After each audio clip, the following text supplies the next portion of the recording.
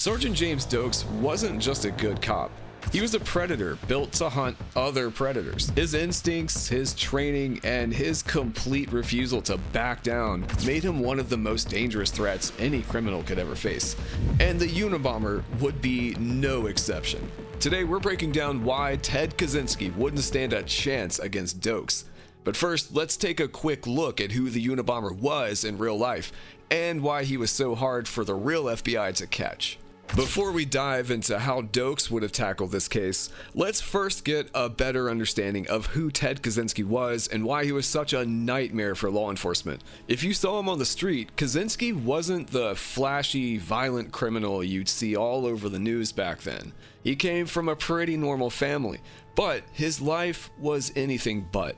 From a pretty early age, he showed smarts beyond his years. He was great in school and was especially talented at math. His intellectual abilities were so advanced that he skipped 2 grades and enrolled at Harvard University at the young age of 16. Although this was a great opportunity and an impressive accomplishment, it was also the start of the pervasive isolation that would plague him later in life. Skipping grades meant that Ted was physically smaller and emotionally younger than his peers, and the social distance those differences created would become a fundamental part of his psychological development. While he was in college, Kaczynski studied with some of the best minds in the field. Despite all of his brilliance, however, he was socially withdrawn and seemed disconnected from the academic world he was supposed to thrive in. Kaczynski accepted a teaching position at UC Berkeley, but his discomfort with human interaction and the academic structure only intensified. After barely 2 years, he abruptly resigned and walked away from academia entirely. This moment marked the beginning of an ideological shift. He would spend the next years withdrawing further into isolation, eventually purchasing land near Lincoln, Montana, where he constructed a small hand-built cabin without electricity or even running water. In that isolated cabin, Kaczynski's worldview calcified into something darker. He became obsessed with a single belief: technology was enslaving humanity. Governments, corporations, universities, they all used progress as a tool to strip away human freedom, and he saw only one solution: violent resistance. There was no reforming the system, it had to burn. He laid out his entire ideology in a manifesto called Industrial Society and Its Future. He demanded newspapers publish it before he'd stop bombing. In those pages, he positioned his attacks as symbolic warfare against the institutions crushing human autonomy. And here's the thing, his writing style was so distinctive, so rigidly unique, that he unknowingly left a linguistic fingerprint on every page. He had no idea that would eventually be his undoing. But before that came years of meticulous planning. Kaczynski lived completely off the grid. No electricity, no plumbing, no connections to anything that could trace back to him. He hunted, foraged, bought supplies with cash. He didn't exist in any system, which meant he didn't leave any trails. His attacks were surgical. He'd space them out across years, sometimes nothing for long stretches, making it impossible to predict when or where he'd strike next. Every bomb was handcrafted, every component chosen to leave 0 forensic evidence. No fingerprints, no tool marks, no chemical signatures. He even planted false clues to throw investigators off the scent. And his targets weren't random, they were calculated. Universities, airlines, scientists, and corporate executives pushing the technologies he despised. Each attack was a statement. He also demonstrated extreme caution in how he traveled and delivered his devices. He frequently walked long distances to avoid leaving vehicle records. Kaczynski even made his own bike to get around without a trace. He mailed packages from different cities so they couldn't be predicted or traced back to his home base. Kaczynski made sure that his movements were unpredictable. All of this made him incredibly difficult to track, but his anonymity and paranoia couldn't keep him undetected forever. Ultimately, Kaczynski was caught not through forensic evidence, but through linguistic recognition. After the FBI decided to publish his manifesto, his brother recognized the unusual phrasing and ideological fixations, which strongly resembled letters Ted had written to him and others years earlier. This recognition led his family to alert authorities, and the FBI eventually located him in his Montana cabin. The FBI's struggle to track down Kaczynski came from a mix of problems. He left almost no forensic evidence, struck only once in a while, and hid out in a remote area that was hard to search. Early behavioral profiles painted the wrong picture of who he was, which led investigators to overlook solid clues. On top of that, poor communication between agencies slowed everything down, and debates over whether to publish his manifesto delayed one of the most important breaks in the case. For years, they were basically chasing a ghost. By the time they finally caught him, 17 years after his first attack, Ted Kaczynski had killed 3 people and injured 24 more. But the traits that make Kaczynski so difficult for the FBI to track down are the exact traits Doakes is uniquely designed to lock in on and use to his advantage. Now that we understand the nature of the threat the Unabomber posed, we can better see how Doakes' specific skill set directly countered the strengths that allowed Kaczynski to evade capture for nearly 2 decades. Doakes' background makes him the worst possible adversary for someone like the Unabomber. First, we need to keep in mind that Doakes was a former member of the US Army Special Forces, which instantly gives him a level of field competence and tactical experience that exceeds anything the average detective and even many FBI agents possess, especially someone like Kaczynski. His time in Special Forces trained him extensively in areas like reconnaissance, stealth, psychological evaluation, tracking suspects and combatants, and counterinsurgency techniques. He had experience operating in hostile terrain, navigating new environments, and identifying hidden threats long before less experienced people would even notice anything was wrong. Throughout his short time in the series, Doakes demonstrated an instinct for danger that bordered on supernatural. He was the only character who immediately sensed that Dexter was not what he appeared to be. While every other character was fooled by Dexter's polite demeanor and calm presentation, Doakes saw right through him. He noted oddities in Dexter's behavior, recognized moments where Dexter's emotional reactions didn't quite match the circumstances, and refused to trust Dexter's explanations. This sensitivity to subtle behavioral cues would be catastrophic for someone like Kaczynski, who relied heavily on appearing unremarkable and depended on blending in. Doakes had a sixth sense for people who were hiding something, and Kaczynski's quiet, withdrawn, paranoid persona would register instantly as suspicious on Doakes' radar for sure. Doakes' refusal to rely on bureaucratic processes also gives him an enormous advantage. The real-world Unabomber investigation was plagued by slow decision-making, communication breakdowns, and institutional over-caution. But Doakes never had patience for those kinds of delays.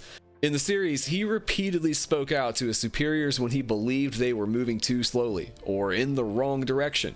He acted on instinct when he thought the people around him were making poor decisions on a case. Doakes was ethical, but he was also very determined to solve his cases by almost any means necessary. Remember, he conducted unauthorized surveillance on Dexter after the ice truck killer case. He was so suspicious of Dexter that he wasn't going to let protocol, Maria LaGuerta, or anything else stop him from getting to the bottom of it. He confronted suspects without waiting for backup and looked into leads and locations he believed may be relevant to his investigations, even when doing so violated police procedure. If Doakes suspected a hermit living in a remote Montana cabin of playing any role in a case, he would not wait for authorization from a bunch of different departments before trying to track him down. He would be at the cabin as soon as humanly possible, pounding on the door, gun at the ready, demanding answers, getting locked in a cage and possibly blown up. Doakes also thrives in solo operations. This is particularly significant because one of the biggest obstacles in the Unabomber case was the difficulty of monitoring remote terrain without alerting suspects. Large task forces make noise, attract attention, and cannot easily conduct quiet surveillance. Doakes, in contrast, has consistently shown to be capable of operating alone and effectively. He tails Dexter for days without detection, hides in shadows to observe suspects, and conducts nighttime stakeouts without support. His ability to move silently, observe undetected, and remain disciplined during long periods of stakeout would give him a significant advantage in tracking someone like Kaczynski, who lived in an isolated wilderness area that would confuse other investigators. Keep in mind, Dexter was trained to recognize when he was being tailed. He knew better than to allow someone to follow him to a kill room or a dump site. Despite this, Doakes managed to track him down just as he was getting rid of a body. Doakes had placed a GPS tracker on Dexter's boat and followed him all the way to the scene of the crime. Seeing as how Kaczynski avoided cars and didn't need a boat, GPS tracking the Unabomber would be more difficult. But that is only one way to track someone, and there's no doubt that Doakes knew plenty of others. He could have relied on the type of wood used in the bombs. He could have tracked him down where specific stamps were purchased and worked backwards from there. Add to this the fact that he wouldn't have allowed himself to be bogged down by bureaucratic hurdles, and it's clear that it would only be a matter of time before Doakes was on to Ted. The truth is that there are a lot of things that someone like Doakes could have used to find Ted Kaczynski, and it wouldn't have taken 17 years. Additionally, if they were needed, Doakes' physical capabilities would also give him a major advantage. He is strong, fast, aggressive, and fearless. Throughout the series, he charged directly into dangerous situations with no hesitation. He all but hopped from Batista's car when he caught a glimpse of Jacques Bayard, the Haitian war criminal who evaded justice by fleeing Haiti. Whether dealing with armed drug traffickers, violent criminals, or organized crime figures, Doakes consistently demonstrated the fact that he had the combat skills, the technical know-how, and the courage to face them. If he were ever to track Kaczynski back to his cabin, even if he were on his own, any physical confrontation would not last long at all. Kaczynski is no Dexter. This was a man who was physically frail, malnourished, with no experience dealing with direct confrontation. He would be overwhelmed immediately. Doakes' physical presence alone would likely shatter any attempt at resistance. Not only that, but Doakes would have no reservations about just shooting Kaczynski if he needed to. Dexter pointed out that Doakes had more on-duty shootings than any other officer at Miami Metro, and we have already seen him shoot Bayard and his old military comrade Curtis Barnes. If he didn't come willingly, Ted Kaczynski would have met the same fate. Doakes' ability to avoid manipulation also factors heavily into this scenario. Kaczynski managed to avoid scrutiny for many years, partly because people in his community viewed him as eccentric but harmless. They dismissed his odd behaviors as the quirks of a reclusive intellectual. Doakes is not fooled by seemingly harmless appearances. He recognized patterns, inconsistencies, and any potential dangerous instability in many people long before other characters did. Doakes could sense the violent tension simmering in individuals who typically knew how to conceal their darker impulses. He distrusted overly pleasant demeanors, and he scrutinized everyone and every case until he figured them out. Anyone who seemed even slightly off could immediately be flagged as suspicious by Doakes and would remain so until he figured out what their deal really was. Doakes' ability to recognize linguistic fingerprints would also speed up the investigation. Although he's not depicted as an expert in the area, Doakes regularly demonstrated his ability to pick up on strange speech patterns and verbal cues. He could recognize inconsistencies in witness testimony, and only pushed harder when someone's explanations did not match their behavior or the facts of the case as he understood them. Once the Unabomber manifesto was published, Doakes would likely recognize the unusual phrasing, ideological rigidity, and distinctive tone as the kind of markers that reveal a deeply isolated, academically trained mind. He would not dismiss this clue, and he would pursue its origin aggressively. Doakes' approach to pattern analysis, though not exactly the perfect example of formal police profiling, was extremely effective.